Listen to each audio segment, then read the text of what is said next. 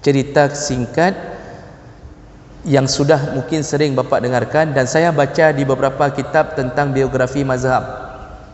Saya baca, dulu saya fikir dongeng, rupanya saya dapatkan dalam kitab-kitab biografi imam-imam mazhab yang 4. Dulu seorang pemuda sedang berjalan di tepian sungai, lalu tiba-tiba mendapatkan apel yang jatuh mengalir di sungai. Lalu karena dia merasa kelaparan, dia makan apel itu. Setelah dia makan, baru dia teringat bahawa ini bukan miliknya. Padahal apel mengalir di sungai, bukan miliknya. Karena rasa takutnya kepada Allah telah memakan sesuatu yang bukan miliknya, dia susuri sungai itu untuk mencari siapa pemilik apel.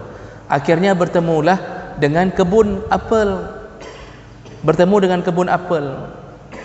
Nah, di situ dia masuk karena dia yakin sepertinya dari sinilah muncul apel tersebut. Dia masuk dan dia bertemu dengan pemiliknya. Lalu dia mengatakan, wahai tuan, aku telah memakan apel yang jatuh di sungai mengalir, tapi aku takut ke Allah, ini apel bukan milikku.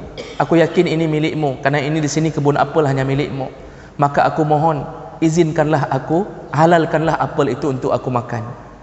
Pemilik kebun ini heran, kok ada pemuda seperti ini, apel jatuh sendiri, itu kan sudah dianggap terbuang lah Pak. Tapi kok datang mencari pemilik lalu ingin menghalalkannya. Karena saking takjubnya, pemilik rumah ini, pemilik kebun ini mengatakan, tidak kuizinkan. Tidak kuizinkan sampai engkau mau mentaati perintahku. Karena dia takut tidak halal, akhirnya dia mengatakan, baik, apa perintahmu? Lalu dia mengatakan, engkau harus bekerja di kebunku, baru kuizinkan. Akhirnya pemuda ini bekerja untuk menghalalkan satu apel.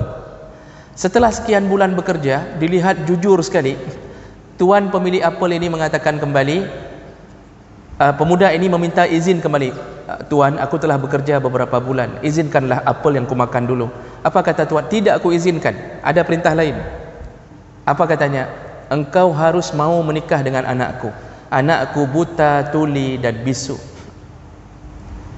Membayangkan menikah dengan seorang perempuan buta, tuli, lumpuh, buta dan tuli.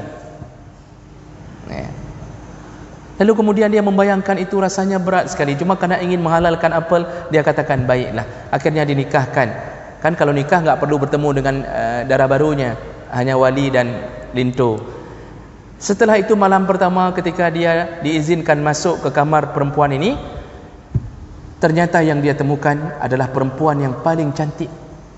Dia terkejut, langsung dia keluar dari kamar. Dia mengatakan, bukan istriku, karena istriku lumpuh, buta, tuli. Lalu dia bertemu kembali dengan tuan ini. Dia mengatakan bahwa itu bukan istriku, engkau mengatakan bahwa anakmu begini dan begini. Lalu tuan ini mengatakan, maksudku lumpuh, dia tidak pernah berjalan ke tempat yang haram.